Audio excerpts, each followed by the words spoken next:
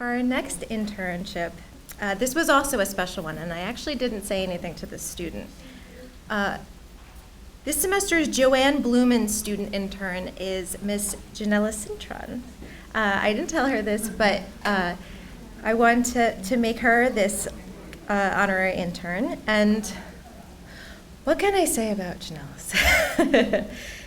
She is full of life, and I think that all of us that participated in this can agree that she made us laugh a lot, right? Yeah. Definitely.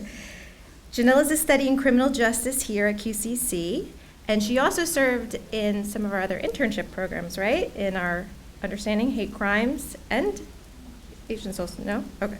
Just Understanding Hate Crimes in our community. And she wanted to participate in this internship because, and this is a quote from her application, like many, I would love the opportunity to experience something that has impacted the lives of many and take it to change my own life. Now, of course, all of our interns take this internship very seriously, and they send their resumes and cover letters when they apply. But my favorite part of Janeliz's application was she sent multiple letters of reference along with her materials. She looked at this like it was a real job, and I really appreciated that because it is very serious and important to me. And the thing that Janeliz didn't mention in her application, though, was how passionate she is about learning about the Holocaust. Not only did she read all of the books and the articles that I gave out to all the students, she also started requesting additional books and then would do reports on them for me that I didn't ask for. So she's very dedicated intern.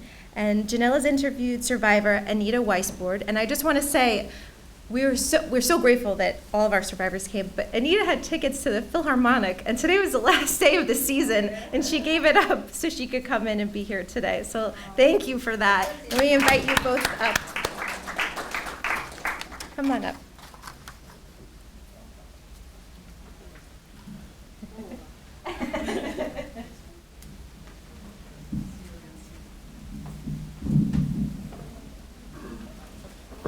Okay. Hello, everybody.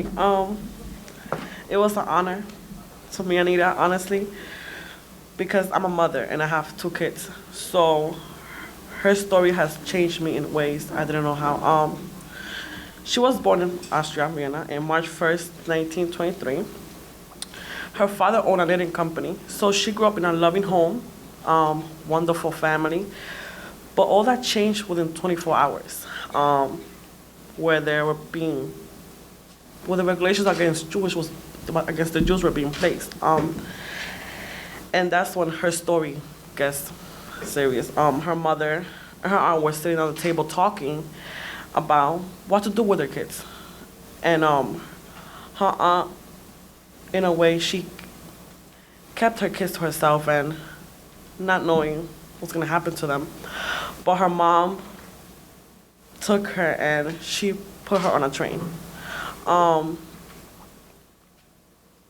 Me being a mother, I don't know if I could ever put my kids on a train and leave their life and their destiny on a train. And it actually saved her. She's with us today, and I'm really grateful. And she remembers sitting down, like looking at her mother out the window, and like her mom was so far yet so close, and that has affected her to this day. She can't bear nobody see her off.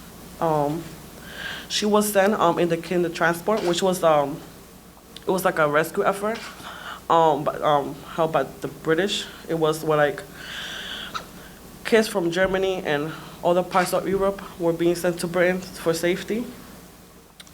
Her sister also, even like it's like all her family took a different route in the Holocaust. Her sister became a maid. Her father was in a camp, and her brother became a soldier and actually fought in Germany to liberate others. And even though they all lived different part of the Holocaust, they all had different stories, they were all united by it. She did have her struggles. She did new language, new food, her surroundings, but she did become a stronger person. And she actually said that she was born twice, the day she came out of her mother's womb and the day her mom placed her on that train.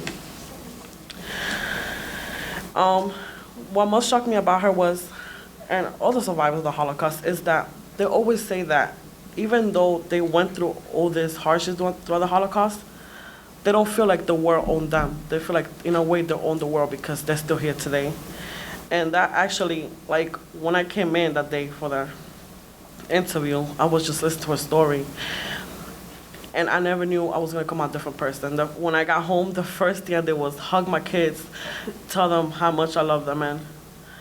And I was actually telling her, I was like, I don't know, maybe I will be that aunt. I'll be your aunt, the one that I kept my kids for me.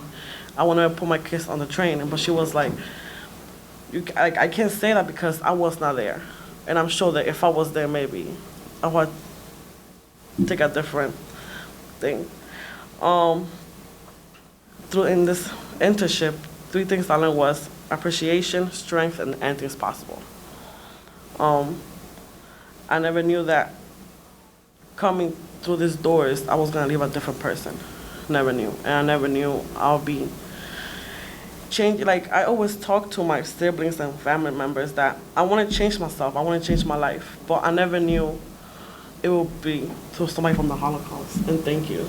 Your story has changed me a lot, and I'm sure it's gonna make me a better mother tomorrow. That was my story.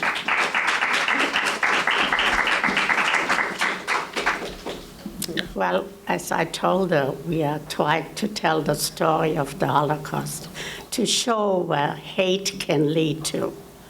And it's so important to remember it because you're the next generation, and it's up to them to see it should never happen again.